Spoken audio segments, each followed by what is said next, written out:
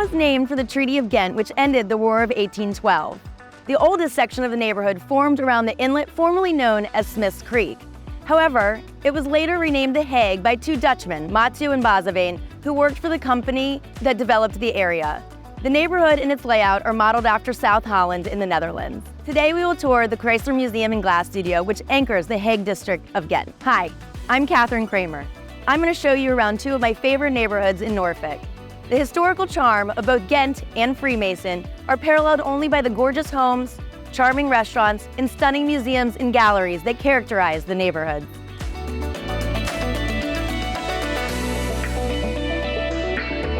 We're here with Natasha Nyax, one of the gallery hosts here at the Chrysler Museum.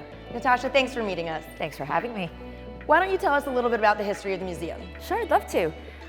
The story of this museum really begins in 1933 when it first opened its doors as the Norfolk Museum of Arts and Sciences. But what was a pretty modest community museum was transformed into a world-class institution thanks to an extraordinary gift from Walter P. Chrysler Jr. And I think what was really special about Walter P. Chrysler Jr.'s collecting vision is that it was both canonical and visionary. He certainly sought out the old masters, the things you expect to see in a museum, but he also had a keen eye for the avant-garde. And I think the same holds true for all of our curators since then. And we have expanded our holdings to over 30,000 pieces, spanning 5,000 years of human history and across the globe. We're now here at the Glass Studio. Natasha, what can you tell us about it? So we have one of the largest glass collections in the country, so it's only fitting that we also have a studio space where glass artists and students can come and perfect their craft. So this space actually opened in 2011. We bring in undergraduate students from local colleges and arts programs. We also have postgraduate assistantships for emerging glass artists. And we also have a huge range of glass classes for the public, from ages 5 and up. And as somebody who has almost no artistic ability, I can tell you anybody can do it, and it's a lot of fun, and they've proven to be enormously popular. So much so that this space is set to triple in size over the next year or so that we can serve even more artists. So I think the Glass Studio space represents everything that the Chrysler is in the present and will be in the future. Natasha, thank you so much for the tour and sharing all of your knowledge with us. It was very special and we appreciate it. Thank you. It was a pleasure chatting with you. In the heart of Freemason is the 411 York Inn and Restaurant. It boasts a Victorian inn as well as a fine dining establishment. Come on, let's go take a tour.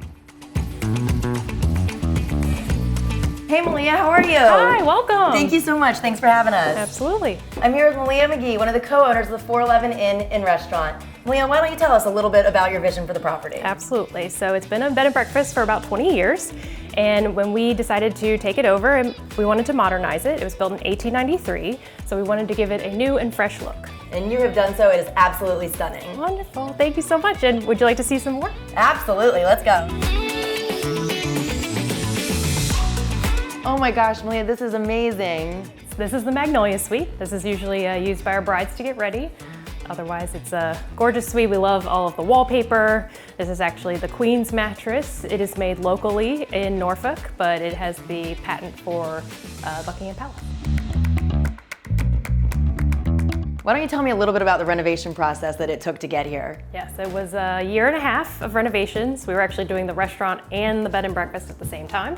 So we ended up pausing on this to open the restaurant, and then a few months later we opened the inn. Now, the part that I've been waiting for, let's go take a look at the restaurant.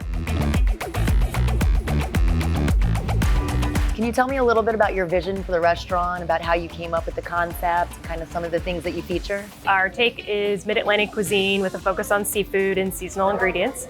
We wanted the bed and breakfast guests who are coming from out of town to be able to explore the bounty of what it's like to live on the coast. And our cocktails are sort of the same way. They're rotated, they're using fresh, homemade ingredients, and really focusing on highlighting the seasons. I hope you've enjoyed your tours of Freemason and Ghent. Thank you so much for joining us, and I look forward to seeing you next time on The American Dream.